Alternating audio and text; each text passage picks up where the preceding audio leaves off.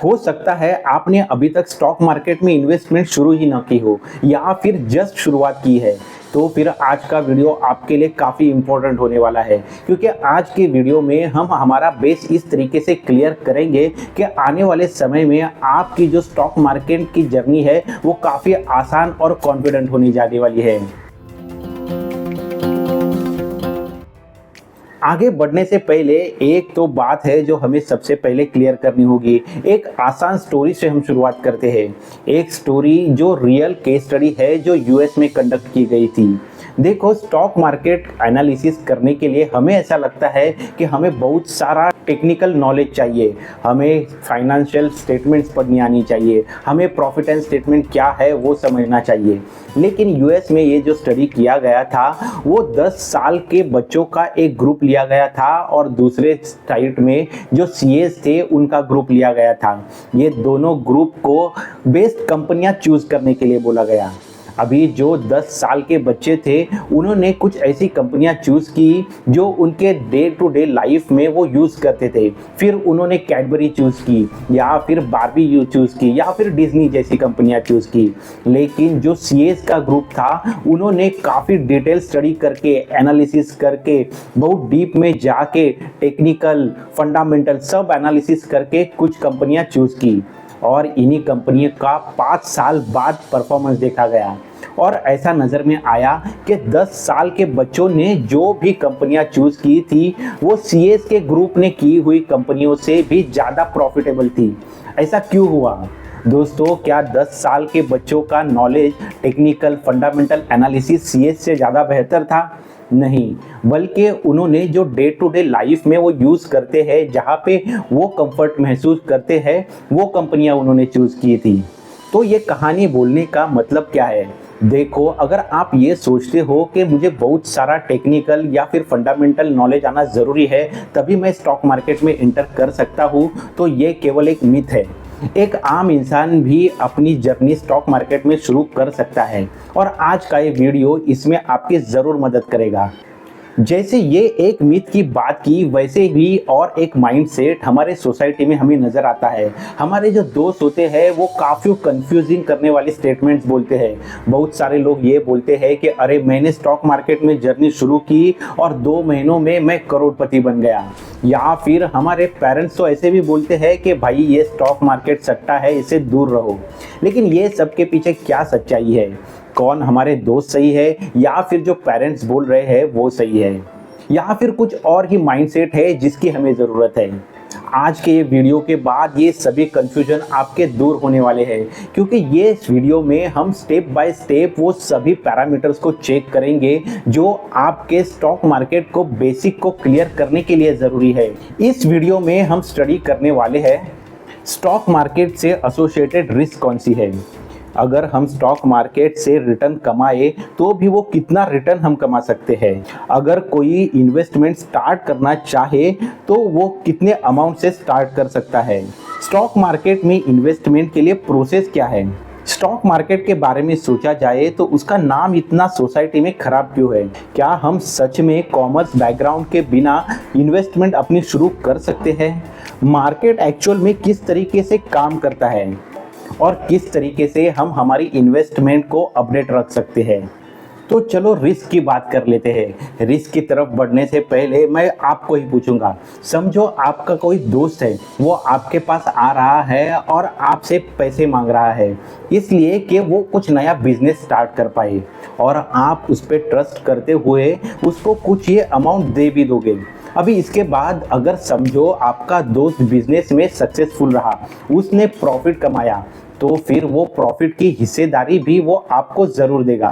तो ऐसे में देखो, अगर उसका बिजनेस चल पड़ा, प्रॉफिट बना, तब तो आप डेफिनेटली प्रॉफिट कमा पाओगे। लेकिन आपके दोस्त का बिजनेस नहीं चल पाया, वो फ्लॉप हो गया, वहाँ पे वो खुद भी लॉस जनरेट कर रहा है, तो ऐसे में आपका भी पैसा यहाँ पे डूब ही गया। तो यानी यही रिस्क है जब भी आप शेयर मार्केट में भी किसी बिजनेस में अपना पैसा लगाते हो तो। और ऐसा नहीं है कि ऐसे ही सभी बिजनेसेस डूब जाते हैं। अगर आप टाटा की कोई बड़ी कंपनी हो, गोदरेज ग्रुप की कोई कंपनी हो या रिलायंस जैसी इंडस्ट्रीज में अपना पैसा इन्वेस्ट करते हो तो यहाँ पे आपके प्रॉफिट के चांसेस बढ़ जाते हैं, यानी आपकी रिस्क कम हो जाती है। ऐसा भी बोला जाता है कि देखो इंडस्ट्री काफ़ी अगर बड़ी हो तो उसके फेलियर के चांसेस भी कम होते हैं। तो यही रिस्क है, आप ये रिस्क को एक्सेप्ट करके आगे बढ़ते हो तो डेफिनेटली आप शेयर मार्केट में भी अपनी जर्नी फ्रूटफुली प्रॉफिट के साथ बढ़ाते रहोगे। ऐसा ज़रूरी भी नहीं है कि हर कंपनी अपना प्रॉफिट बनाएगी। ऐसी बहुत सारी कंपनियां हैं जिन्हें पेनी स्टॉक्स भी कहा जाता है। वो 1 रुपये 5 रुपये के दाम पे भी अपना शेयर अपने इन्वेस्टर्स के लिए अवेलेबल करके देती है, लेकिन ये कंपनियां बहुत टाइम तक मार्केट में बनी रहती है ऐसा नहीं है। वो फ्लॉप होते होते इन्वेस्टर्स का पैसा भी ख़त्म कर देती है। लेकिन समझो आप आइशर मोटर या फिर एमआरएफ जैसी कंपनियां देखें तो ये कंपनियों ने अपने इन्वेस्टर्स को कई गुना रिटर्न बना के दिए हैं। और इतने रिटर्न क्यों बन चुके हैं? क्योंकि उन्होंने रिस्क भी उस लेवल का लिया हुआ है। तो हमें ये बात तो मान के चलनी ही पड़ेगी कि अगर हम शेयर मार्केट में आ रहे हैं तो इससे रिस्क तो एसोसिएटेड है ही, लेकिन हाँ, इस रिस्क को मिटिगेट करने के भी तरीके हैं। आगे आने वाले डिस्कशन में वो भी आपके सामने आ जाएंगे। तो हम मार्केट में आ रहे हैं तो रिस्क एक्सेप्ट करके ही आगे बढ़ते हैं। अभी देखो रिटर्न के बारे में बात करते हैं। अगर रिटर्न के बारे में बात करें तो आपको एक इंटरेस्टिंग स्टोरी बताता हूँ, और ये है विप्रो के रिलेटेड। विप्रो को लेके इंटरेस्टिंग फैक्ट ऐसा है कि अगर आप उसमें 40 साल पहले 10,000 इन्वेस्ट करते तो आज उसकी वैल्यू 700 करोड़ से भी ज़्यादा होती। अभी डेफिनेटली आपके मन में ये भी सवाल आया होगा कि 40 साल पहले हम थे भी नहीं, या फिर समझो आपके फादर ने या ग्रैंडफादर ने भी यहाँ पे 10,000 इन्वेस्ट किए होते तो भी आप 700 करोड़ के मालिक होते। अभी 10,000 भी उस वक्त कितने थे? अरे 10,000 नहीं, समझो आप 1,000 रुपये भी इन्वेस्ट करते तो 70 करोड़ तो ज़रूर होते। 1,000 भी नहीं, 100 भी इन्वेस्ट करते तो भी 7 करोड़ की वैल्यू आपके पास होती। तो क्या सभी कंपनियां इस तरीके का रिटर्न देती है? ऐसा भी ज़रूरी नहीं है दोस्तों। जिस तरीके से हम विप्रो की बात कर रहे हैं वैसे ही उसके अपोजिट में आरकॉम की बात करें तो ये वो एक ऐसी कंपनी रही जिसको बैंक्रप्सी का भी सामना करना पड़ा, जो अपने इन्वेस्टर्स का पूरा पैसा डुबोती गई। इससे हमें एक बात तो समझ में आती है कि सभी कंपनियां तो इस तरीके का रिटर्न नहीं देगी। तो फिर हम क्या कर सकते हैं? अगर देखो हम हमारे स्टडी के अनुसार बंच में स्टॉक्स खरीदे, मल्टीपल इंडस्ट्रीज में अगर हमारी इन्वेस्टमेंट रखे तो यानी 8 से 10 स्टॉक्स की हम एक पोर्टफोलियो बना के चले तो फिर वो हमें डेफिनेटली एक ओवरऑल प्रॉफिट जरूर बना के दे सकता है। और हमेशा ये देखा भी गया है, सभी इंडस्ट्री एक साथ नहीं, कोई इंडस्ट्री अगर निगेटिव परफॉर्मेंस दे रही है तो दूसरी इंडस्ट्री पॉजिटिव परफॉर्मेंस में हो तो वो एक न्यूट्रलाइज इफेक्ट होके हमारा पोर्टफोलियो पॉजिटिव में दिखने की आशंका हमेशा बढ़ी रहती है। तो हमें कितना रिटर्न हमारे पोर्टफोलियो से भी एक्सपेक्ट करना चाहिए? क्या वो हमेशा 40-50% का होना चाहिए? ऐसा बिल्कुल भी नहीं है। देखो अगर हम इंडिया की ग्रोथ देखें, अगर हम जीडीपी और इन्फ्लेशन इनको भी 6 से 7% तक रखें तो दोनों के मिलाकर अगर हम 13% तक का भी रिटर्न बना लेते हैं तो भी वो एक पॉजिटिव रिटर्न होगा। लेकिन उसके बावजूद अगर हम प्रॉपर बंच बना के हमारी स्टॉक में इन्वेस्टमेंट कर रहे हैं तो 18 से 20% तक का रिटर्न भी अगर हम पा ले तो वो भी हमारे लिए एक काफ़ी एडवांटेजियस सिचुएशन हो जाएगी। तो फिर इसी तरीके से स्टॉक मार्केट में हम 18 से 20% का एनुअल रिटर्न लेके ज़रूर एक्सपेक्ट कर सकते हैं। लेकिन साथ ही में देखो और एक इम्पॉर्टेंट पॉइंट है, जैसे विप्रो के बारे में भी हुआ, वहाँ पे हमें 40 साल का समय देना पड़ा तभी वो 700 करोड़ के ऊपर की वैल्यू बन गई। वैसे ही हमें 40 साल का नहीं लेकिन कम से कम 5 या 10 साल का पीरियड तो हमारी इन्वेस्टमेंट को देना ही होगा। और यही तरीके से लॉन्ग टर्म में हम स्टॉक मार्केट से अपनी इन्वेस्टमेंट से अच्छी खासी वेल्थ बना सकते हैं। आगे जाके हम ये भी देखेंगे कि कौन से ऐसे तरीके हैं जिससे हम अपनी इन्वेस्टमेंट स्टॉक मार्केट में कर सकते हैं। अभी जो नेक्स्ट सवाल आता है वो, अगर हमें शुरुआत करनी है तो कितने रुपए से हमें शुरुआत करनी होगी?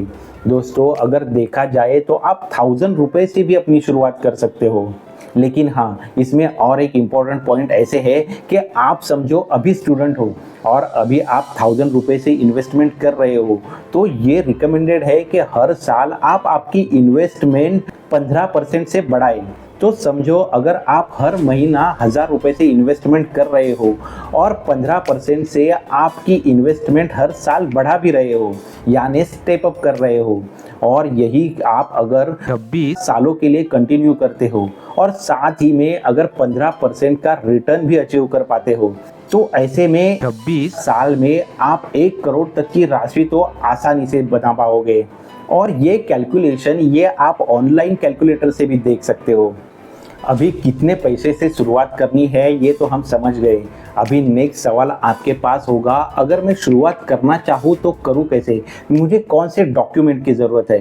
देखो आज तो टेक्नोलॉजी इतनी आगे बढ़ चुकी है कि आप घर बैठे ऑनलाइन तरीके से अपना पूरा इन्वेस्टमेंट शुरू कर सकते हो। और इसके लिए आपको क्या चाहिए, केवल आधार नंबर जो आपके मोबाइल से लिंक हो और पैन कार्ड और एक बैंक अकाउंट, बस इतनी चीज़ों से आप अपनी इन्वेस्टमेंट शुरू कर सकते हो। और ये कहाँ पे करें, देखो अभी तो डिस्काउंट ब्रोकर्स भी काफ़ी अवेलेबल हैं और ये डिस्काउंट ब्रोकर ऐसे हैं जो आपसे आपकी इन्वेस्टमेंट के लिए कुछ चार्जेस भी नहीं लेते या फिर बहुत ही नॉमिनल से चार्जेस लेते हैं। तो आप आपकी इन्वेस्टमेंट यहाँ से ज़रूर शुरू कर सकते हो। अगर मुझे पूछोगे तो मैं खुद की इन्वेस्टमेंट ज़ीरोधा से करता हूँ, तो आप भी ज़ीरोधा से चाहे तो अपनी इन्वेस्टमेंट ज़रूर शुरू कर सकते हो। उसका लिंक भी आपको डिस्क्रिप्शन में ज़रूर मिल जाएगा। अगर आप किसी और ब्रोकर के साथ कंफर्टेबल हो तो वहाँ से भी आपकी इन्वेस्टमेंट कर सकते हो। अभी ग्रो हुआ या फिर अपस्टॉक हुआ, उसके जैसे और भी काफ़ी सारे प्लेटफॉर्म अवेलेबल है जहां से आसानी से आप आपकी इन्वेस्टमेंट शुरू कर सकते हो। लेकिन आपके पास ये 3 डॉक्यूमेंट होना काफ़ी ज़रूरी है। आपका आधार कार्ड जो मोबाइल से लिंक हो, पैन कार्ड और बैंक अकाउंट। और ये डॉक्यूमेंट आपके पास नहीं है तो मैं बोलूँगा जल्दी से इन्हें अप्लाई करें, रेडी करें और आपकी इन्वेस्टमेंट जल्द से जल्द शुरू करें। अभी और एक इम्पॉर्टेंट पॉइंट डिस्कस करना ज़रूरी है, वो ऐसे है कि ये स्टॉक मार्केट में हम इन्वेस्ट करना शुरू करें तो बहुत सारे लोग हमें इस मार्केट को निगेटिवली भी हमारे सामने प्रेजेंट करने की कोशिश करेंगे। जैसे मार्केट तो एक सट्टा बाजार है, यहाँ से हमें दूर ही रहना चाहिए। लेकिन दोस्तों अगर आप इस तरीके से अपना फंडामेंटल बेस स्ट्रॉन्ग करके जाओगे तो ये मार्केट इस तरीके से किसी भी तरीके का सट्टा नहीं है, बल्कि एक लॉन्ग टर्म में वेल्थ क्रिएट करने का जरिया है, ऐसे मैं बोलूँगा। लेकिन बहुत सारे लोग यहाँ पे ये एक्सपेक्टेशन से आते हैं कि वो रातों रात अमीर बन जाएंगे, एक रात कुछ शेयर खरीदेंगे और दूसरे ही दिन वो लाखों करोड़ों में कमा पाएंगे, ऐसा उनका एक्सपेक्टेशन होता है। अगर ये एक्सपेक्टेशन से हम मार्केट में आएंगे तो डेफिनेटली वो एक सट्टा बाजार की तरह ही होगा। और फिर जिस तरीके से लॉटरी में हम हमेशा जीत नहीं पाते, वैसे ही ये मार्केट में भी हम किसी भी तरीके की वेल्थ क्रिएट नहीं कर पाएंगे। अगर हमें मार्केट से वेल्थ क्रिएट करनी है तो फिर हमें लॉन्ग टर्म के लिए यहाँ पे इन्वेस्टमेंट करनी ज़रूरी है। देखो जिस तरीके से हमारी लॉन्ग टर्म की इन्वेस्टमेंट होती है वैसे ही ट्रेडिंग भी मार्केट में की जा सकती है, लेकिन वो ट्रेडिंग के लिए आपको एक एडवांस लेवल की अंडरस्टैंडिंग होना भी ज़रूरी है। तो इसीलिए मार्केट को अगर हम सट्टा है ऐसा न देखते हुए एक लॉन्ग टर्म वेल्थ क्रिएट करने का जरिया माने तो फिर ये हमारे लिए एक अच्छी अपॉर्चुनिटी हो सकती है। और ऐसा बहुत सारे लोग नहीं करते हैं और इसीलिए वो मार्केट को बदनाम भी करते रहते हैं और एक बार यहाँ पे लॉस खाने के बाद यहाँ फिर से न आने की कसम खा लेते हैं। अभी बहुत सारे लोगों का ये भी सवाल होता है कि अगर मैं कॉमर्स बैकग्राउंड से नहीं हूँ तो क्या मैं इन्वेस्टमेंट कर सकता हूँ, क्या शेयर मार्केट में इन्वेस्टमेंट मुझे जम पाएगी या नहीं। देखो जैसे वीडियो की शुरुआत की थी वहाँ पे तो 10 साल के बच्चों ने भी अच्छे प्रॉफिटेबल स्टॉक सिलेक्ट किए थे। तो वैसे ही अगर आप बेसिक नॉलेज भी मार्केट का रखते हो तो डेफिनेटली आप यहाँ पे इन्वेस्ट करके अच्छी खासी वेल्थ क्रिएट कर पाओगे। अगर बेसिक मैथ्स भी आता है, हमें कंपनी का प्रॉफिट एंड लॉस कितना हो रहा है उतना भी समझ में आता है, तो भी हम हमारे एक्सपीरियंस से कुछ ऐसे स्टॉक्स चूज कर सकते हैं जिसके वजह से हम आने वाले समय में अच्छा खासा प्रॉफिट बना सकते हैं। अगर देखो आप खुद के बारे में सोचो तो ऐसी कौन सी कंपनियां आप देख सकते हो क्या जो आप खुद भी बचपन से एक्सपीरियंस कर रहे हो, जिसके प्रोडक्ट आप खुद भी बचपन से यूज कर रहे हो। अगर एग्जाम्पल के लिए देखा जाए तो पैराशूट का आप ले सकते हो। मैरिको कंपनी की पैराशूट का ये जो प्रोडक्ट है वो तो बचपन से आप यूज़ करते आ रहे होंगे, तो आज भी ये प्रोडक्ट मार्केट में अच्छे से एस्टेब्लिश्ड है। मतलब इतने सालों तक ये प्रोडक्ट अभी भी मार्केट में अच्छे से प्रॉफिटेबली सर्वाइव कर रहा है। अगर ऐसा ही आप खुद के एक्सपीरियंस से कुछ कंपनियां चूज कर पाओ तो फिर वो आपके लिए ज़रूर प्रॉफिटेबल होगी। इसी तरीके से समझो आप किसी भी इंडस्ट्री में काम कर रहे हो तो वो इंडस्ट्री का डेप्थ नॉलेज आपको ज़रूर रहेगा। तो वो इंडस्ट्री में कौन सी कंपनियां अभी काम कर रही है, कौन सी प्रॉफिटेबल नहीं है, उसका स्टडी करके वहाँ पे भी आप खुद की इन्वेस्टमेंट ज़रूर कर सकते हो। वॉरेन बफेट को तो आप जानते होंगे, जो दुनिया के सबसे बेस्ट इन्वेस्टर माने जाते हैं, और उनका भी यही कहना है वो ऐसी कंपनियों में इन्वेस्ट नहीं करते जिनका बिजनेस उन्हें समझ ना आए। इसीलिए अगर हम हमारी एक्सपीरियंस से, हमारी नॉलेज से किसी कंपनी को चूज़ करते हैं, हमारे जहाँ पे भी एक्सपर्टीज़ है वो इंडस्ट्री से कोई कंपनी चूज़ करते हैं, तो डेफिनेटली वो हमारे लिए एक प्रॉफिटेबल सौदा हो सकता है। स्टॉक मार्केट के बारे में अभी काफ़ी सारे कैरेक्टरिस्टिक फैक्टर समझने के बाद आपके मन में और भी एक सवाल हो सकता है कि आखिर में ये मार्केट काम कैसे करता है, यहाँ पे शेयर्स के प्राइस की उतार चढ़ाव होते कैसे हैं, और क्या है ये शेयर जो हमें मिलता है।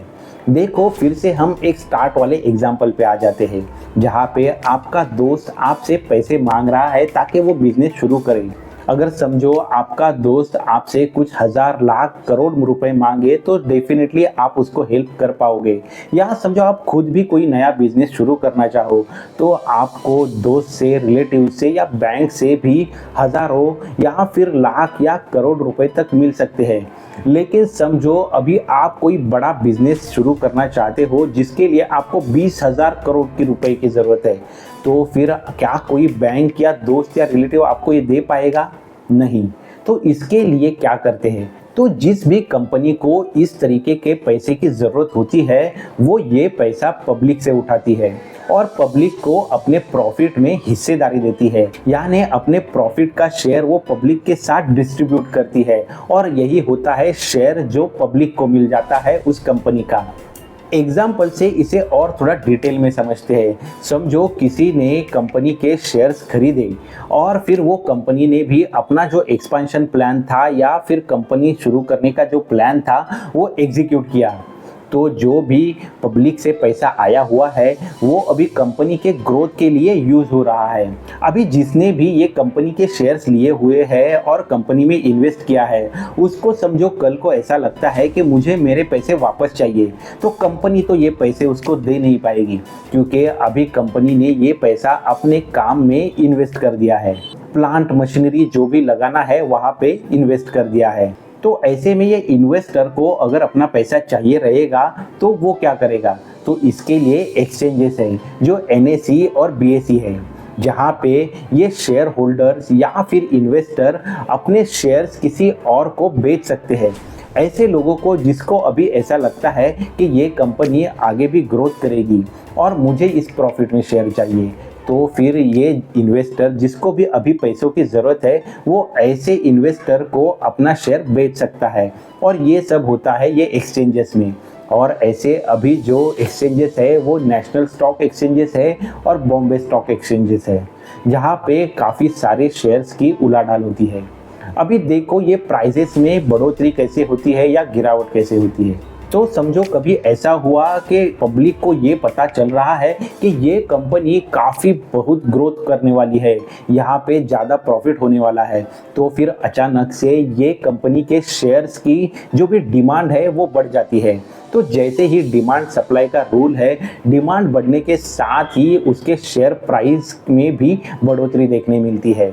और उसके अपोजिट होता है, जब भी कभी भी इन्वेस्टर्स को या फिर पब्लिक को ऐसा पता चलता है कि ये कंपनी अभी लॉस मेकिंग है या फिर ये डूबने जा रही है, तो वहाँ पे पैनिक सिचुएशन में आके बहुत सारे लोग अपने शेयर्स बेचने के लिए आ जाते हैं और यहाँ पे फिर उसका सप्लाई ज़्यादा हो जाता है और सप्लाई ज़्यादा हो जाने के वजह से कंपनी के शेयर की जो प्राइस है वो भी गिरते चली जाती है।